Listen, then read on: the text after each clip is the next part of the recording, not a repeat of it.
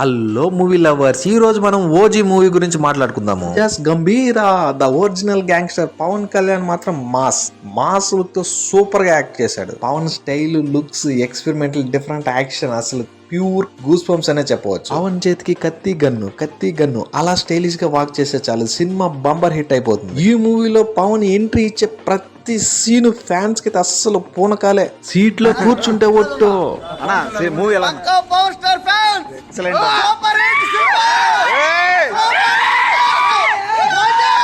OG